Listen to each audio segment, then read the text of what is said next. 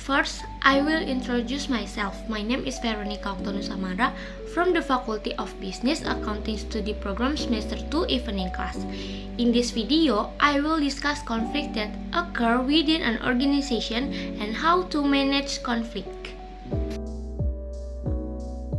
What is conflict management? First, let's discuss the definition of management and conflict. Management is the act of organizing and coordinating an organization or a group of people to achieve the organization goals. Conflict, on the other hand, is the process where two or more people take action to eliminate each other. Therefore, conflict management refers to the effort needed to prevent, avoid conflict, reduce risk, and not disrupt the organization performance. Why is conflict management needed in an organization? The presence of conflict management is an organization aims to avoid conflict within the organizational environment. When conflict occur within an organization, they can mostly result in stress and tension among employees. With conflict management, it is hoped that employees can work well and not carry the stress and tension from conflict into their personal life. A company or a workplace organization generally has several employees who always interact with each other. In this context, issues may sometimes arise that lead to dispute among workers. It is very important for the conflicting parties or those around them engaged in conflict management to resolve this issue for the smoothness and comfort of the work environment. Here is an example of conflict management in the workplace. First, conflict among employees are the most common type of conflict in the workplace. This is because employees are constantly interacting with each other. It is normal for conflict to occur sometimes when they have differing opinions on how to do something or when one employee feels disrespected by another. This conflict can become serious, especially if they damage cooperation within the company.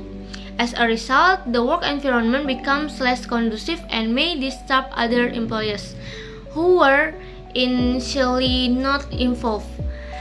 The solution is that the HR team needs to know how to handle conflict among employees in the company. Conflict management can be carried out by a third party. In this case, the company can arrange for mediation with the supervisor acting as an impartial mediator to ensure the conflict does not drag on. Mediation can be a solution that reconciles all parties involved. Second, conflict can occur not only among employees but also between leaders and employees. The reason can vary, ranging from the employees not delivering satisfactory performance, leaders failing to provide feedback on employees' performance, or simple communication error. Although this conflict may seem trivial, one thing that makes them potentially dangerous for the company is when they affect employees' performance. If this happens, achieving the planned productivity goals for the company will be hindered. Before this occurs, the HR department needs to know to handle employee conflict within the company. Therefore, it is also important for the company to be able to wisely manage conflict between superior and subordinate. From example of dispute and conflict case within a company, one appropriate conflict management solution is to have the HR team act as an intermediary to help both parties differentiate between professional and personal issues. It is crucial for the HR team to remain neutral in assisting and addressing the issue wisely and appropriately. Third, another common conflict case is the difference in work style, whether among employees or between leaders and employees. For example, this type of organizational conflict occurs when a leader wants tasks to be complete quickly, while an employee is careful in their work and decision making, thus appearing slow in completing tasks. Conflict typically arise from this difference. Therefore, understanding this difference is an important part of a company operation. One example of conflict management for different work style is to place employees in positions that match their characteristics. At the very least, place employees in positions that can help them develop their skill in the future. 4. Personal issues among employees are another common conflict in companies. This is indeed one of the typical examples of employee conflict often found in workplace.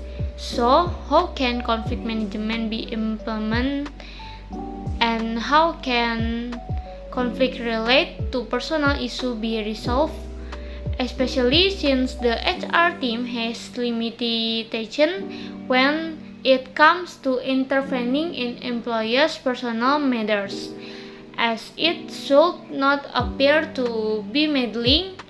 However, because the HR division is responsible for managing employees' affairs, daily performance, and achieving targets, it is also necessary to observe change in behavior among employees experiencing personal conflict. For example, when an employee who used to be punctual now frequently asks for leave, or when a previously disciplined employee now often arrives late. Such behavioral change need to be observed.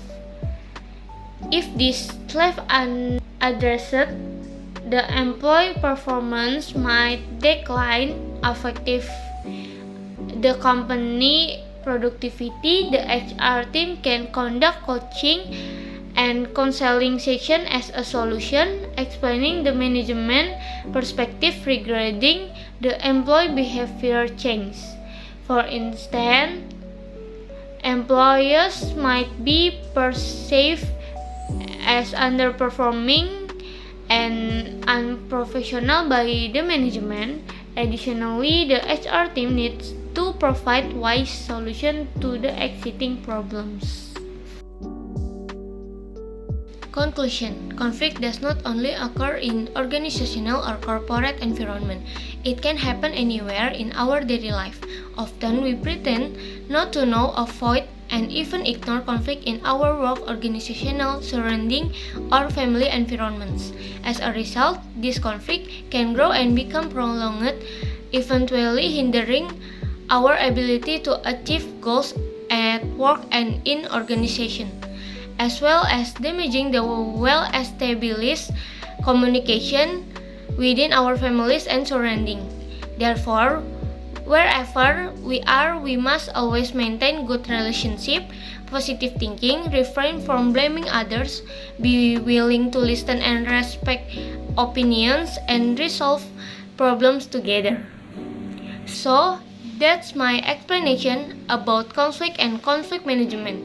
I hope my explanation is understood by everyone watching. Thank you.